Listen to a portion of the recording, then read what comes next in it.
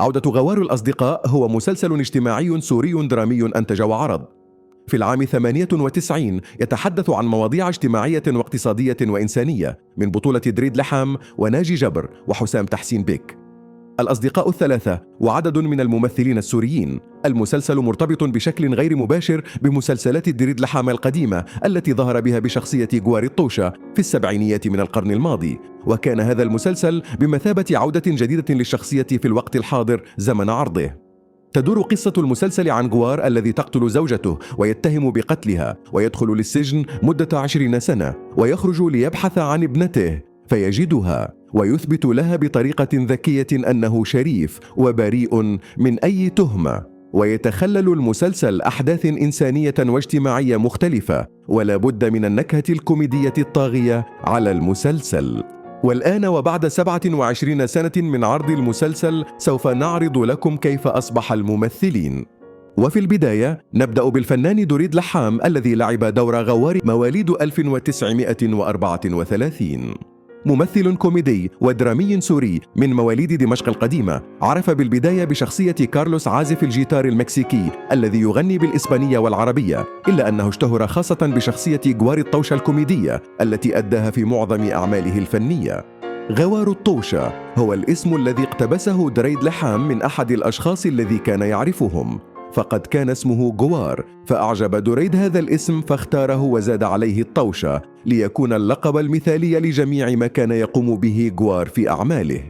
الفنان ناجي جبر الذي لعب دور أبو عنتر مواليد 1940 وتوفي عام 2009 عن عمر 69 عاما، ممثل سوري من مواليد السويداء من أسرة فنية. شقيقاه هما الممثلين محمود جبر وهيثم جبر، وهو أخو زوج الممثلة هيفاء واصف وعم الفنانات ليلى جبر ومرح جبر. اشتهر باسم أبو عنتر عندما شارك مع الممثل دريد لحام في مسلسل صح النوم، وله نشاطات تلفزيونية ومسرحية مختلفة، وتبلغ حصيلة أعماله أكثر من 30 فيلما سينمائيا و50 مسلسلا تلفزيونيا وعشرات المسرحيات. الفنان حسام تحسين بيك الذي لعب دور تحسين في المسلسل مواليد 44، ممثلا سوريا من مواليد مدينة دمشق. تنوعت أعماله ما بين المسرح والتلفزيون والسينما. بدأ تحسين بيك مشواره الفني بشكل جدي من خلال فرقة أمية للفنون الشعبية، حيث سبق وكان يعمل بفرقة رقص، من ثم دخل عالم الفن من خلال مشاركته الممثل دريد لحام في بطولة العديد من المسرحيات، منها كاسك يا وطن، شقائق النعمان، ضيعة تشرين. الفنان حسن دكاك الذي لعب دور الخال مواليد 1956 وتوفي عام 2011، شارك في العديد الأعمال المسرحية والسينمائية والإذاعية والتلفزيونية السورية، منها سلسلة مرايا ومسلسل باب الحارة بأجزائه ال5 بدور أبو بشير الفران، حاصل على جائزة مهرجان القاهرة للإذاعة والتلفزيون كأفضل ممثل. ميلاد يوسف الذي لعب دور الشاب الذي ساعد جوار بالعثور على ابنته، ولد في مدينة حمص في ليلة رأس السنة، لذلك أطلق عليه اسم ميلاد. كانت أول مشاركة له في مسلسل مقعد في الحديقة، ثم توالت أعماله فحصل على العضوية في نقابة الفنانين السوريين، واشتهر بشخصية عصام في مسلسل باب الحارة. الفنان عصام عبهجي الذي لعب دور البيك ممثل سوري راحل، اشتهر بدور أبو إبراهيم في مسلسل باب الحارة وبأدواره المتعددة في سلسلة مرايا، ومن أشهر المسلسلات التي شارك فيها عودة غوار وبيت جدي وليالي الصالحية وعش المجانين وعيلة 5 نجوم، بالإضافة إلى مشاركته الفنان ياسر العظمة في مسلسل مرايا، كما شارك في الكثير من مسلسلات الدراما السورية الشهيرة.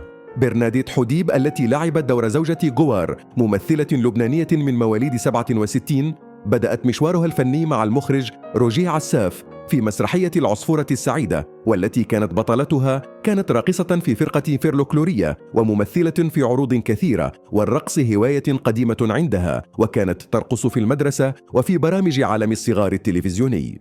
الفنانة غادة بشور التي لعبت دور زوجة البيك شاركت وهي بسن صغيرة بأدوار الرقص ببعض الأعمال، ومنها فيلم فاتنة الصحراء في عام 74، كما شاركت بالرقص في أغنية كابوش التوتة للمغني ملحم بركات.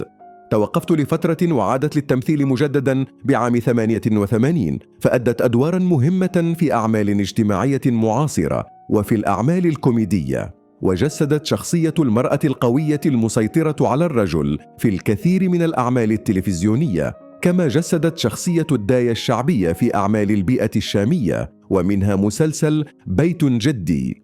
أحمد رافع الذي لعب حاجب البيك ممثل سوري من أصل فلسطيني، مثل في عدة مسلسلات وأفلام ومسرحيات وأعمال مسرحية وتلفزيونية وسينمائية سورية، وهو عضو في نقابة الفنانين. الفنانة هدى شعراوي التي لعبت دور والدة زوجة جوار ممثلة سورية. اشتهرت باسم أم زكي، وهي اسم الشخصية التي كانت تقدمها في مسلسل باب الحارة. إميمة الطاهر التي لعبت دور والدة تحسين، وهي إحدى أهم ممثلات جيل الستينات والسبعينات والثمانينات من القرن العشرين بالمسرح والدراما السورية، وما زالت تعمل بالمجال الفني حتى الوقت الحاضر. جيما دريوسي التي لعبت دور ابنة جوار بدايتها كانت من خلال الإعلانات التجارية، كان أول ظهور لها على شاشة التلفزيون في مسلسل أحلام أبو الهنا، وهو مسلسل كوميدي، حيث كان هذا المسلسل هو بداية انطلاقتها. أدى نجاح ذلك المسلسل الكبير إلى محبة الناس إلى الشخصيات التي شاركت في ذلك المسلسل ولفت النظر إليهم، مما أدى إلى مشاركتها في عدد من مسلسلات دريد لحام التي لاقت نجاحا أيضا.